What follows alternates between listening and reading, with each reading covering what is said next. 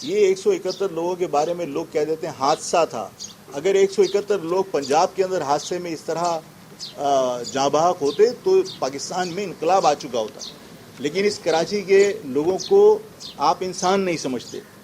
تو میں متنبع کرنا چاہتا ہوں واٹر اینڈ سیوریج کارپوریشن کے جو اسد اللہ خان صاحب ہیں, جو میئر صاحب ہیں مرتضی وہاب صاحب اور وزیر بلدیات صاحب, کہ آپ جتنی جلدی ممکن ہے وہ واٹر ٹینکرز کو جو غیر رجسٹرڈ ہیں, جن کا اندراج یا جن کا registration water and sewerage corporation کے پاس نہیں ہے, ان کی کسی بھی جگہ سے پانی کی فراہمی ان کو روکی جائے.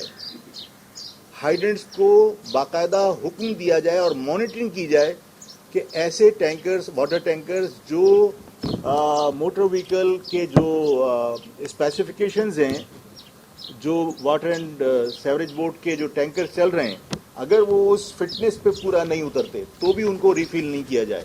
اس لیے کہ جو حادثے ہوتے ہیں وہ ٹینکرز کی فٹنس نہ ہونے کی وجہ سے ہوتے ہیں. آپ ایک پرانے زمانے کے بغیر ہائیڈرولک بریک کے آپ جو پیڈ کے اوپر چلتے ہیں وہ واٹر ٹینکرز آپ چلا رہے ہیں جن کو الاؤ نہیں ہونا چاہیے. تو جو فٹنس پہ پورا نہیں اترتے اس کو وزیر بلدیات, میئر اور واٹر اینڈ سیوریج کارپوریشن کے جو ایم ڈی ہیں اسد اللہ خان صاحب, وہ پابندی لگائیں کہ یہ ان کی ریفلنگ ہائیڈرنٹ سے نہ ہو.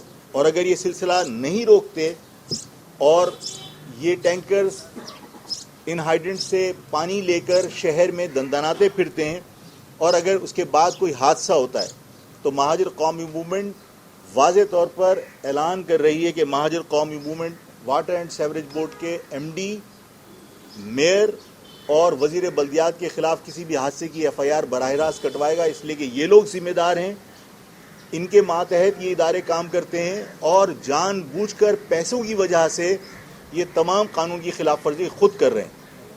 یہ اگر چاہیں تو اس پر عمل درآمد ان کے لیے کوئی مسئلہ نہیں ہے. ایک حکم کے تحت یہ پابندی لگا سکتے ہیں کہ کسی ہائیڈرنٹ کے اوپر فٹنس کے بغیر اور رجسٹریشن کے بغیر کوئی ٹینکر, واٹر ٹینکر جو ہے وہ ریفل نہیں کیا جائے گا. تو حادثات کنٹرول کیے جا سکتے ہیں, لیکن یہ نہیں کرتے. جب آپ لگ بھگ اس کراچی کے اندر جو رجسٹرڈ گاڑیاں ہیں, جو وہیکلز ہیں, وہ وزیر ٹرانسپورٹ کا جو اعداد و شمار دیے ہوئے ہیں اس کے مطابق تقریباً 42 لاکھ گاڑیاں رجسٹرڈ ہیں. اور ان 42 لاکھ گاڑیوں کو آپ ایک حکم کے تحت آپ اجرک نمبر پلیٹس کا جو ہے وہ آپ نے حکم صادر فرمایا اور آپ نے کہا کہ فلاں ڈیٹ تک اگر آپ نے نمبر پلیٹس نہیں لی تو آپ کو بھاری جرمانے ادا کرنے پڑیں گے. جب آپ ایک حکم پہ 42 لاکھ گاڑیوں کو ان کی نمبر پلیٹس چینج کر سکتے ہیں تو یہ 12,000 ٹینکر یا تو رجسٹرڈ ہونے چاہیے, اور اگر رجسٹرڈ ہیں تو ان کی فٹنس ہونی چاہیے. یہ آپ کے ایک حکم پہ ہو سکتا ہے.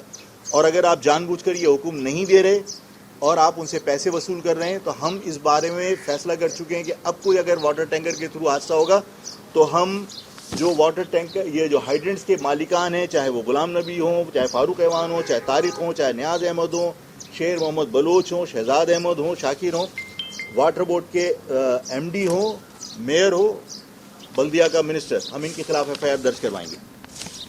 میں ان 3 پوائنٹس کے اوپر آپ کے ذریعے حکومت کو متنبع کرنا چاہتا تھا اور گزارش کرنا چاہتا تھا کہ ایک تو وزیر اعظم صاحب جس پیسے کو ہتھیا کر اسلام آباد میں یونیورسٹی بنانے کا اعلان کر رہے ہیں, ہم اس کی مذمت کرتے ہیں. یہ پیسہ کراچی کا ہے, کراچی آنا چاہیے.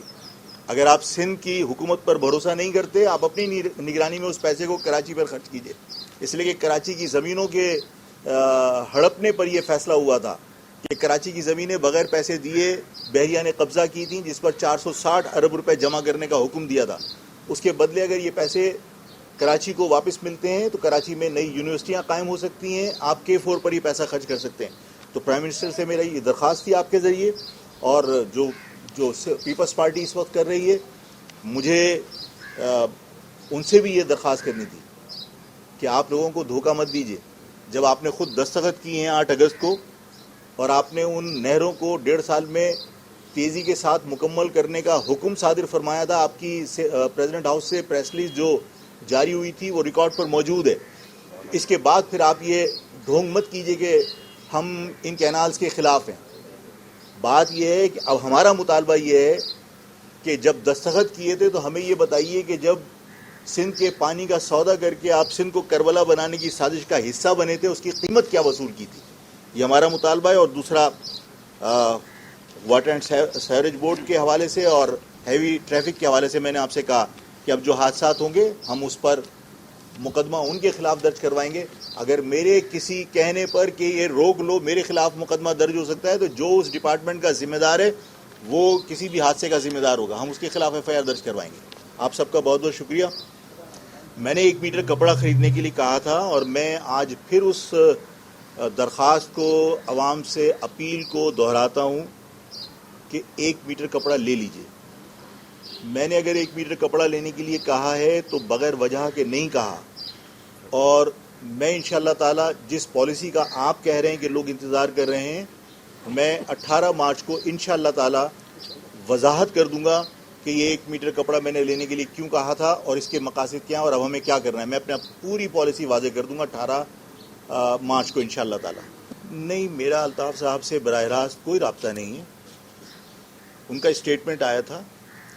جو میرے گھر کی تربیت ہے تو ظاہر ہے میں نفع نقصان کی پرواہ کیے بغیر اخلاقی طور پر میری ذمہ داری بنتی تھی کہ انہوں نے اگر مذمت کی تھی, کوئی بھی کرتا, میری گرفتاری کی مذمت کی تھی تو میں ان کا شکریہ ادا کر دوں. اچھا, میں صرف گرفتاری کی مذمت کی وجہ سے شکریہ ادا نہیں کر رہا تھا بلکہ مجھے یہ لگتا تھا کہ جو میں نے موقف اختیار کیا تھا اگر اس موقف کے اوپر میری گرفتاری ہوئی ہے اور اس موقف کی پر گرفتاری ہونے پر کوئی مذمت کر رہا ہے تو وہ میرے موقف کی حمایت کر رہا ہے کہ اس کا موقف درست تھا, تو اس پہ میرا شکریہ ادا کرنا بنتا تھا. قطع نظر اس کے کہ اسٹیبلشمنٹ کے ساتھ ان کے تعلقات اچھے نہیں ہیں یا اسٹیبلشمنٹ کے لیے وہ قابل قبول نہیں ہیں. اور یہ بات ظاہر ہے میں نے کہی تھی کہ میں نے جو بات ایک عرصے سے میں نے کہی ہے, میں اللہ کا لاکھ لاکھ شکر ہے کہ میں اپنی بات پر قائم رہنے کی پوری کوشش کرتا ہوں. میں نے کہا تھا کہ الطاف صاحب مہاجر پالیٹکس پر اگر واپس آتے ہیں اور وہ پاکستان آ جاتے ہیں, پاکستان میں پاکستانی پاسپورٹ پر پاکستان آ جاتے ہیں اور پاکستان میں رہ کر مہاجروں کے حقوق کی جدوجہد کا وہ اعلان کرتے ہیں تو میں ان کا استقبال کرنے چاہوں گا. اور میں ان الفاظ سے پھرا نہیں ہوں, میں ان الفاظ پر قائم ہوں. ساتھ میں ایک جو نئی ڈیولپمنٹ ہوئی جب انہوں نے پریس کلب کے اوپر جو ٹیلی فونک خطاب کیا تھا اور اس میں انہوں نے چاہے غصے میں چاہے جیسے بھی انہوں نے پاکستان کے لیے مرد آباد کا نعرہ لگایا تھا, تو اس کے بعد اسٹیبلشمنٹ اور کسی کے لیے بھی قابل قبول نہیں تھی. اور میں نے ایک بات کہی تھی, میں آج پھر دہرانا چاہتا ہوں کہ ہم مجھے یا میری قوم کو لوگ یہ سمجھتے ہیں کہ ہم خدا نہ خواستہ پاکستان کے خلاف ہیں. تو میں نے یہ کہا تھا کہ الطاف حسین صاحب کو میں بہت اچھی طریقے سے جانتا ہوں. الطاف حسین صاحب وہاں غیر محفوظ اپنے آپ کو نہیں سمجھتے. الطاف حسین صاحب نے کسی کے دباؤ میں معافی نہیں مانگی ہوگی. یہ میری مہاجر قوم کا دباؤ تھا کہ یہ قبول نہیں ہے اس لیے کہ یہ میرے باپ داداؤں کا بنایا ہوا وطن ہے. تو اگر انہوں نے اس کو مرد آباد کہا تھا تو ہماری طرف سے دباؤ آیا تھا, ہماری قوم کی طرف سے دباؤ آیا تھا کہ یہ غلط کیا. تو کسی اور کے دباؤ میں نہیں, ہماری قوم کے دباؤ میں اس شخص نے معافی مانگی تھی. تو اسٹیبلشمنٹ کو اس بات کو ریئلائز کرنا چاہیے. اور دوسرا یہ کہ اسٹیبلشمنٹ سے ان کے معاملات اگر بہتر ہو جاتے ہیں یا اسٹیبلشمنٹ ریکنسیلیشن کی طرف چلی جاتی ہے تو میں اپنی بات پہ قائم ہوں. لیکن میرا ابھی الطاف صاحب سے ڈائریکٹ کوئی رابطہ نہیں. دیکھیے, میں نے عملی طور پر تو انسان صرف اپنے رویے سے ہی لوگوں کو قریب لانے کی کوشش کرتا ہے. تو لوگوں نے محسوس کیا ہے کہ سب کے رویوں میں تبدیلی ہے, اور جس کی وجہ سے میں نے کہا تھا کہ مجھے اچھا لگا اور میری قوم نے بھی شاید اسی طرح محسوس کیا ہو. اور جس طرح کے حالات ہیں, جس طرح کے معاملات ہیں, جس طرح زبان کی بنیاد پر وکٹمائزیشن ہے, تو میں یہ سمجھتا ہوں کہ لوگوں کا تقسیم رہنا وہ قوم کے مفاد میں نہیں ہے. تو یعنی جو لوگ کنٹرول پالیٹکس چاہتے ہیں ان کے تو مفاد میں ہے, جو کنٹرول پالیٹکس شہر میں چاہتے ہیں. ان کے تو مفاد میں ہیں کہ لوگ ٹکڑوں میں تقسیم رہیں, لیکن یہ قوم کے مفاد میں نہیں ہے, اور قوم کی خواہش بھی یہ ہے کہ کسی طرح سب کو ایک ہونا چاہیے. بھائی سوال یہ ہے کہ جس طرح آپ صاحب کا ذکر کیا ہے, اس شہر میں سیاست جو ہے وہ بھائی کے گرد گھومتی رہی ہے, جی بھائی اور بھائی کے گرد ہی پوری سیاست گھومی ہے. کون سا بھائی؟ ہم بھی بھائی ہیں. آپ بھی بھائی ہیں, الطاف بھائی بھی رہے ہیں. آج کل ایک نئے بھائی آئے ہیں, گورنر صاحب ہر چیز میں کہہ رہے ہوتے ہیں کہ میں تمہارا بھائی ہوں, کوئی بھی تمہیں روکے تو کہہ دینا کہ کامران ٹیچوری تمہارا بھائی ہے, گورنر تمہارا بھائی ہے. تو آپ کیا سمجھتے ہیں کہ وہ بھائی بن سکتے ہیں؟ دوسرا سوال یہ, کل ایک اور واقعہ ہوا جس کا آپ نے کہا کہ تقسیم کسی کے لیے بھی مقابلے نہیں ہو سکتی. بلوچستان میں ایک واقعہ ہوا ہے, اس کے حوالے سے آپ کا کیا کہنا ہے؟ نہیں, بلوچستان کا واقعہ جو ہے وہ واقعی سب کو ہلا دینے والا واقعہ ہے. پہلے چھوٹی چھوٹی جو ایمبوش ہو رہے تھے تو وہ بھی ظاہر تکلیف دہ تھے, اور یہ ملک کی سلامتی کے لیے کوئی اس کو اچھا شگون نہیں کہہ سکتا. لیکن کل جو واقعہ ہوا ہے ٹرین کو ہائی جیک کر لینے کا, اور مطلب پوری جو دشمن لابی ہے ہماری, انڈیا یا افغانستان یا اور دوسرے ممالک, ان کا سارا میڈیا اس کے اوپر بڑا شور کرتا رہا ہے اور بہت گرم رہا ہے.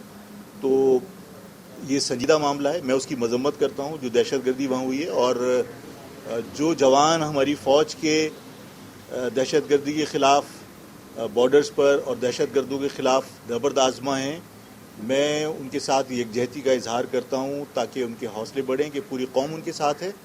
دہشت گردی کسی بھی شکل میں ہو, وہ اس کو ہم کسی قوم سے منسلک نہیں کر سکتے. بھائی صاحب کے بارے میں تو گورنر صاحب کے بارے میں مجھ سے نہ پوچھیے, اس لیے کہ گورنر صاحب جو ہے وہ بڑے آدمی ہیں, اور گورنر صاحب اگر کہتے ہیں کہ وہ شہر کے بھائی ہیں تو وہ بھائی بن سکتے ہیں. ان کا قد بڑا ہے, عہدہ بڑا ہے, حجم میں بڑے ہیں.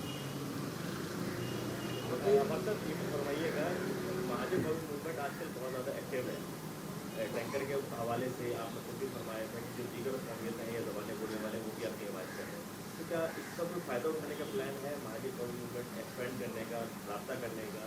تو اطلاع یہ بھی تھی کہ سینٹرل کے اندر کچھ اس طرح بول رہے تھے. جی, میں کوشش کر رہا ہوں, اور میں نے 2-3 گھر کے وزٹ بھی کیے ہیں, اور جلدی انشاءاللہ تعالی وہاں کوئی رہائش کا بندوبست بھی کر لیں گے.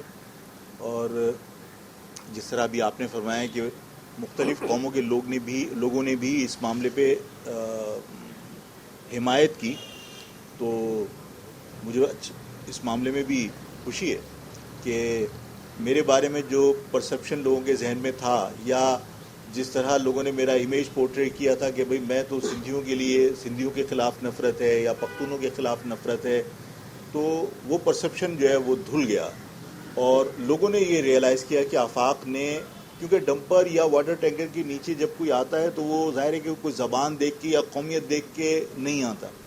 تو ظاہر ہے کہ اندھا دھن یہاں پر جو ٹرک دندناتے پھرتے ہیں اس کی زد میں کوئی بھی آ سکتا ہے. میں نے جس طرح کہا تھا جوکیو اور اپنے نواسے کے ساتھ اسی حادثے میں گئے, اسی طرح میمن بزنس مین تھا جس کو ٹرالے نے ہٹ کیا اور وہ پل کے نیچے گر کے بیٹا اور باپ جاں بحق ہو گئے, وہ میمن تھے.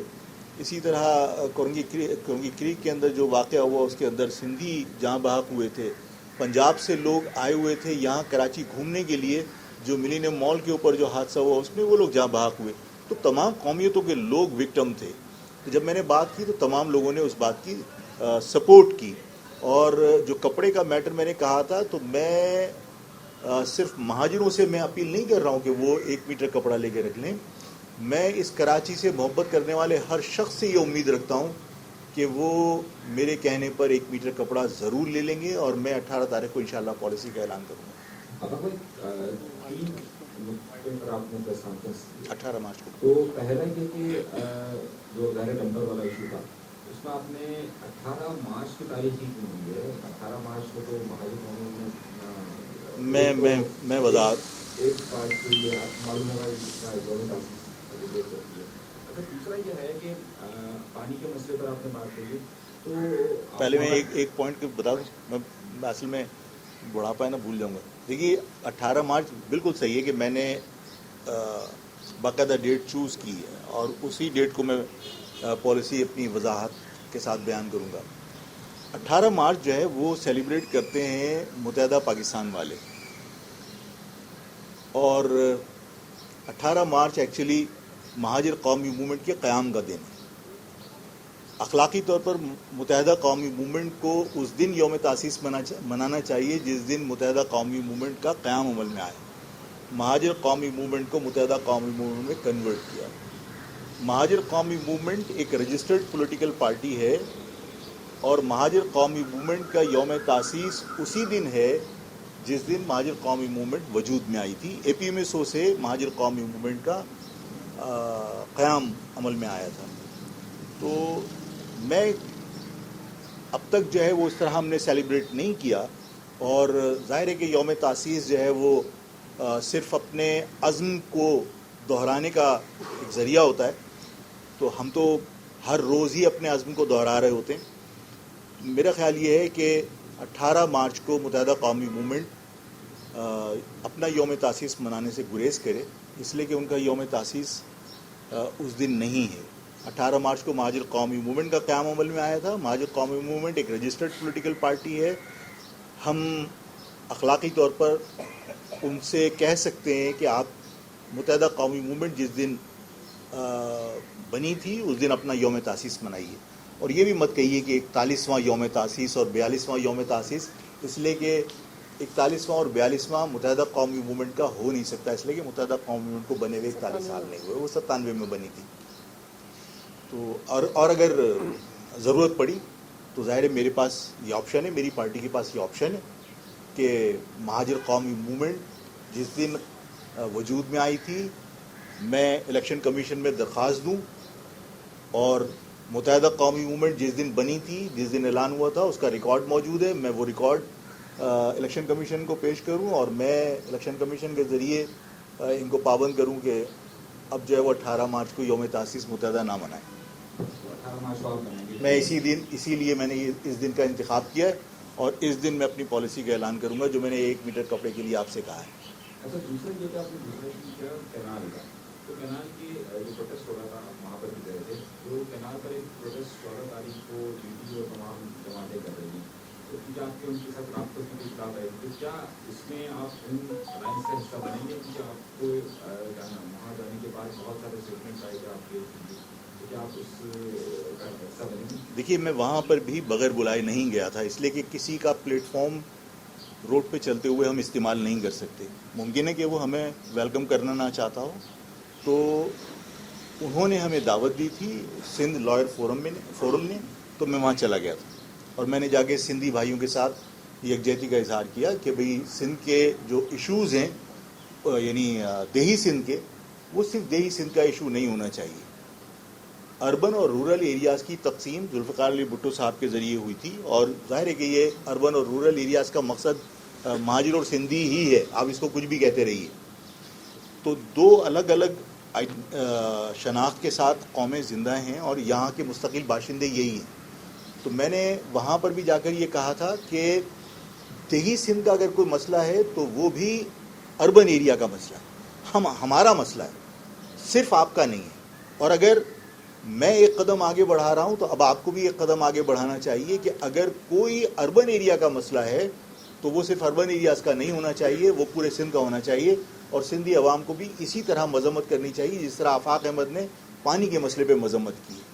تو اگر GDA کوئی احتجاج کرنے جا رہا ہے, اگر وہ مدعو کرے گا تو مہاجر قومی موومنٹ اپنی مرکزی کمیٹی سے مشورہ کر کے فیصلہ کرے گی, اور میرا خیال ہے کہ جانے میں کوئی حرج نہیں ہے. اور جہاں تک کسی اتحاد کا حصہ بننے کا ہے تو کوئی دعوت مجھے دی نہیں ہے, رابطہ ضرور ہے.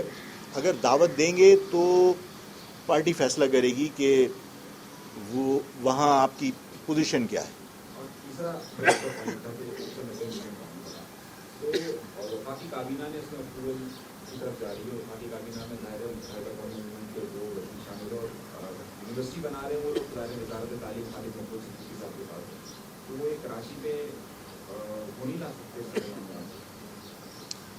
دیکھیں, میں خالد مقبول صاحب کتنے طاقتور ہیں اور خالد مقبول صاحب کتنا سنسیئر ہیں اپنی قوم کے معاملات سے یا شہر سے, اس میں مجھے کوئی